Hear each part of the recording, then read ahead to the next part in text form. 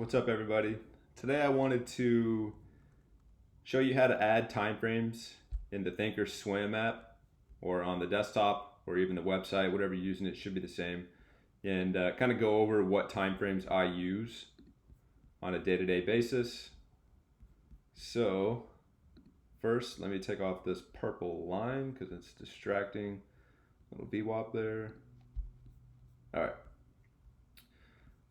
So first is first, what you're going to do is go to the 2 hour right here. So whatever time frame you have currently on the chart is what it's going to be. So if you're currently looking at the 1 minute, it's going to say 1 minute. If you're looking at the 5 minute, it's going to say 5 minute. But click that and that'll pull up your favorites.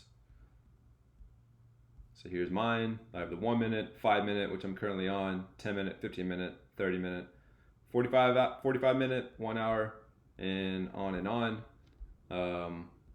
Most of these are defaults. So if you just opened up an account or you just started trading, you're probably going to see the 1 minute, 15 minute, 30 minute, hour, the time frames that a lot of people use. The ones that I've added are the 45 minute, the 90 minute, the 2 hour, and the 3 hour, and the 10 minute as well.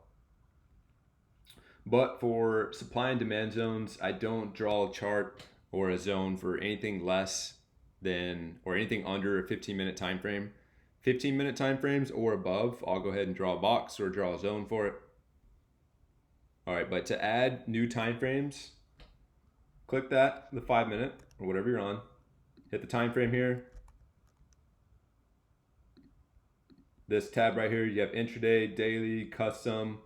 To focus on day trading, let's go ahead and stick with intraday. That's going to be anything under a daily candle. So let's go ahead and add the 45 minute since I don't think that's going to be there for most of you guys. All right, so however far back you want to go, this is where you want to add that. If you just want to see the 45-minute candles for a day, click on a day. If you want to see the 45-minute candles for the past 2 days, click 2 days. I have 20 for mine, so I'm going to click 20. You have a couple options here. You can either type in 45, or I think that's actually 45 hour. Don't want 45 hour. All right. Type in 45, 45 minutes. Or you can also scroll on this little bar here. Take that to a 45 minute. If I can find it. 46, so close. All right, there's a 45 minute. Click OK.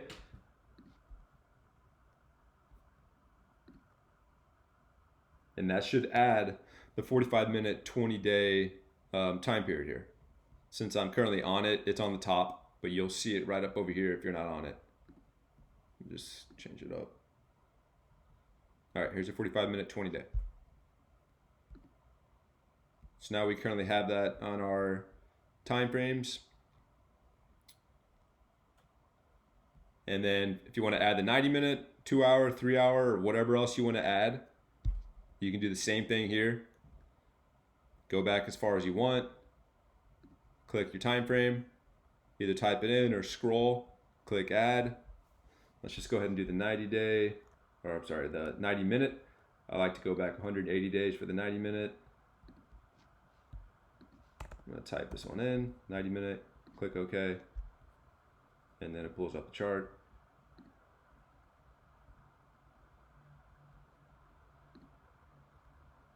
Okay, so do the same thing for whichever time frame you want to add. If you want to add the 22 minute, 19 minute, go crazy. I wouldn't suggest those, as a lot of people don't trade off of that, but I don't know. I mean, I see people trading off of 2 minute, 3 minute, 4 minute, 105 minute, I think. I don't know. There's some crazy ones out there, but technically, yeah, you can add any time frame you want. If you want to add a bigger time frame, a daily or above, go to daily. Go as far back as you want, up to 20 years. Or I think you can actually go max, which I think goes back to the 1980s or 1990s, something like that. Add the period you want. If you want a candle of 2 days worth, 3 day candle, 4 day candle, you can do that. And you can also custom. I don't think I've ever used this, but it's pretty self-explanatory. You know, you'll have your start date, end date, choose your period, go from there. Now, to customize your chart or your list, go back to favorites, the ones the ones you've added already, and the ones that were already there. Go to the bottom here and click Customize List. I like to categorize my list as the smaller time frame on top, and just gradually go up from there. So I'm starting with 1 minute, 5 minute, 10 minute, 15 minute, so on, all the way down to I got the max quarterly. But let's say for whatever reason I want the max quarterly on top, I'm gonna click it, go move up.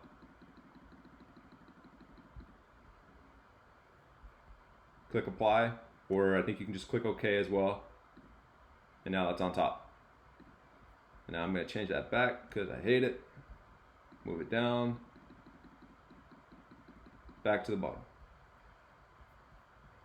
Looks like you can also add a time frame here if you want to do the same process. There you go, that we already showed. I'm gonna apply that, click OK.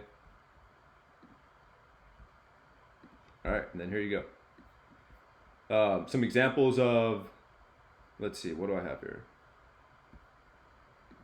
So let's go to the 90-minute candles, which we just added, or I just added, and show you some demand zones and supply zones. You can see today we created a 90-minute demand zone, a good drop-based rally, which is a type of demand or supply zone. I also have a video on that, on different types of zones, or different type of demand zones and supply zones. You know, this is a drop-based rally. There's also a this is a drop-based rally. There's also a rally-based rally. There are different zones that get created. You know, they're all demand zones and they're all supply zones, but they get created in different ways. But this is a good drop-based rally, 90-minute. I believe this is a 4-hour up top. This was created off the morning sell-off. Here's your good drop, created a 4-hour zone. And this is a hour, nope, that's a 3-hour. Let's go to the 3-hour.